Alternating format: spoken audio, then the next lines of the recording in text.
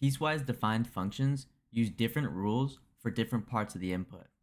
In this video, we'll break down how they work, how to evaluate them, and how to graph them. So let's get into it.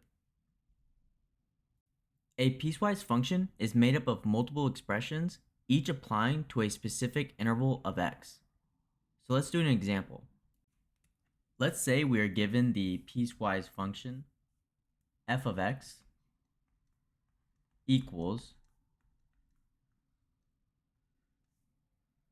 x plus 1 if x is less than 0, or x squared if x is greater than or equal to 0. If x equals -2, then x is less than 0, so we're going to use x plus 1. So it's going to be -2 plus 1, which will equal -1. Now let's say x equals 3. Then we're going to use x squared since 3 is greater than 0. So we're going to do 3 squared, which equals 9. To evaluate piecewise functions, we're going to follow 3 steps. First, we're going to find the interval x belongs to. So find interval x belongs to.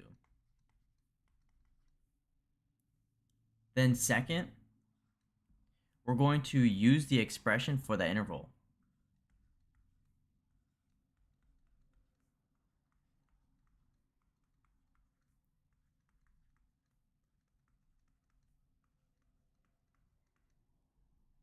Then third, we're going to plug in the value and simplify.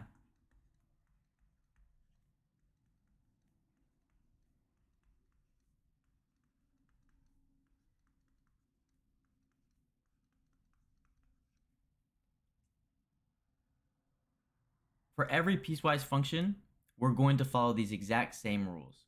So let's do some examples. So for our first example, let's say we are given the piecewise function g of x equals 2x if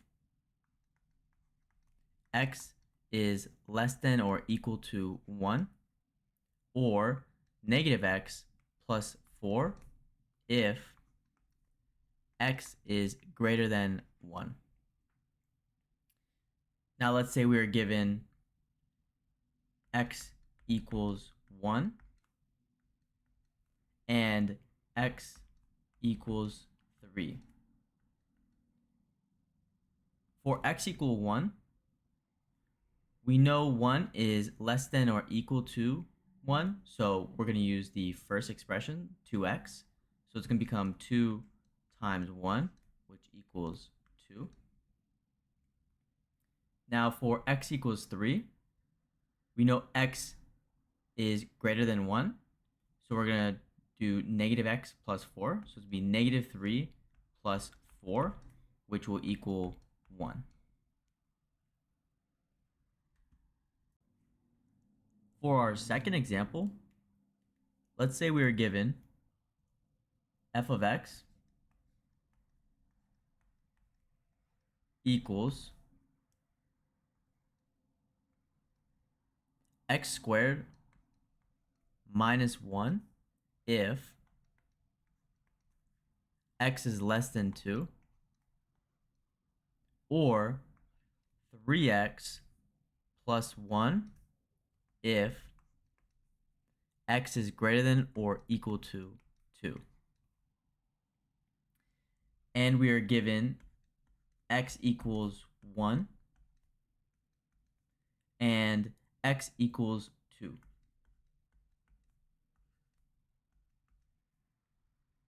So for x equals 1, we know 1 is less than 2. So we're going to go with the first expression, which is x squared minus 1. So we're going to get 1 squared minus 1, which equals 0.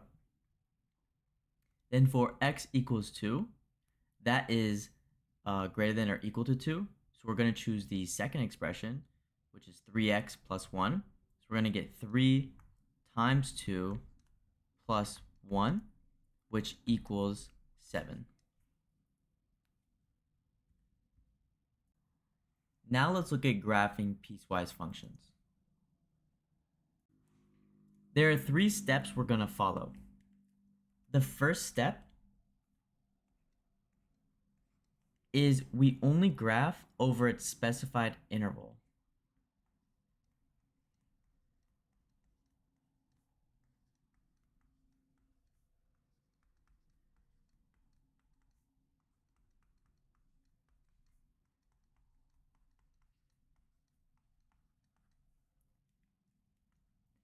Step 2 is we're going to use open circles for less than or greater than, and closed circles for less than or equal to or greater than or equal to. And then step 3, we don't connect pieces across gaps.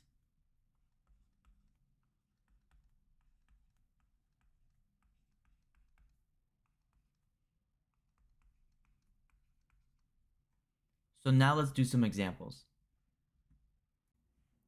For our first example, let's say we are given the piecewise function f of x equals 2 if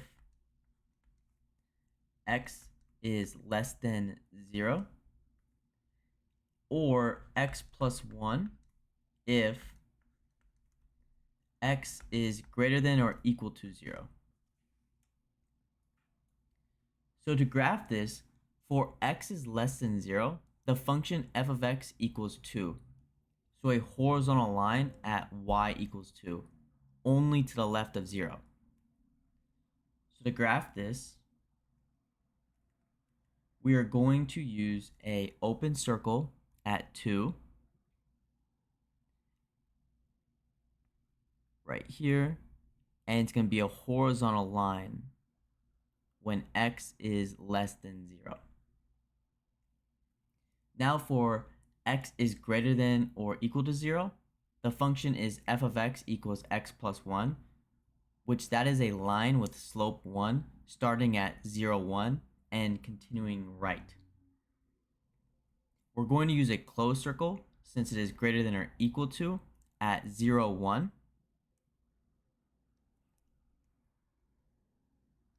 And this will be a line with slope 1. So we're going to go here, then here, then here, then here, and onward. So that would be how you would graph this problem. For our second example, let's say we are given the piecewise function g of x equals x plus 3 if x is less than or equal to 1, or 2 if x is greater than 1. For x is less than or equal to 1, we're going to use g of x equals x plus 3. This is a line with slope 1 ending at 1, 4. So we're going to use a closed circle at 1, 4, so right here. And it has a slope of 1, so it's going to be going down like this way. The y-intercept is also 3, so we'll cross there. For x is greater than 1, we're going to use g of x equals 2, which is a horizontal line. at y equals 2 to the right of x equals 1. Since it is greater than, we're going to use an open circle at 1, 2. So right here. And it's going to be a horizontal line going right, like this. And that's how you'd graph this problem. So now let's talk about the domain, range, and continuity. The domain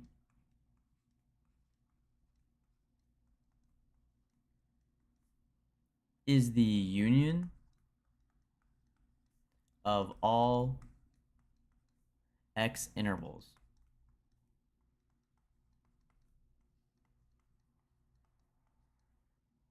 The range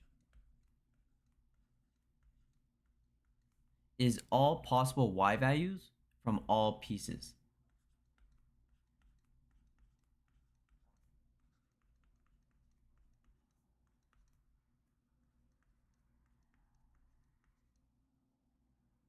And then for continuity,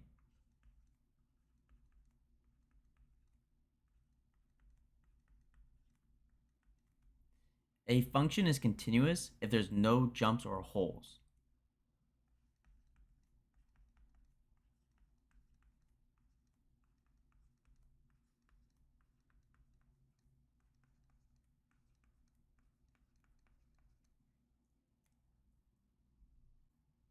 A good real-world example would be shipping cost based on weight.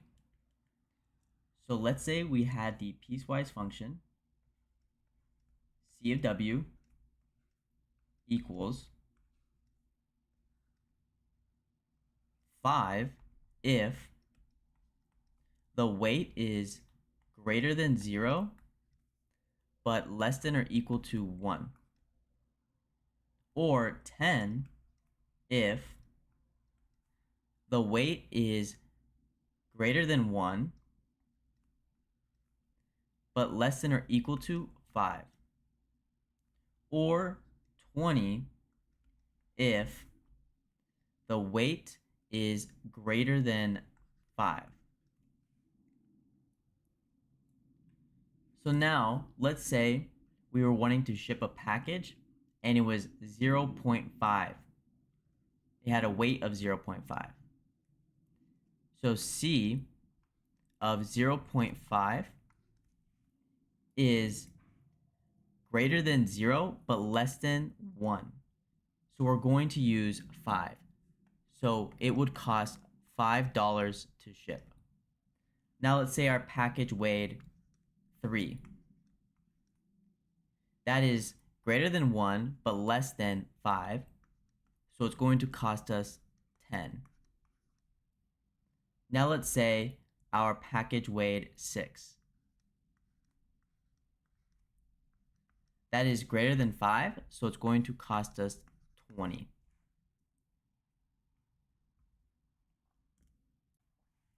Piecewise functions aren't so bad once you know how to read the rules.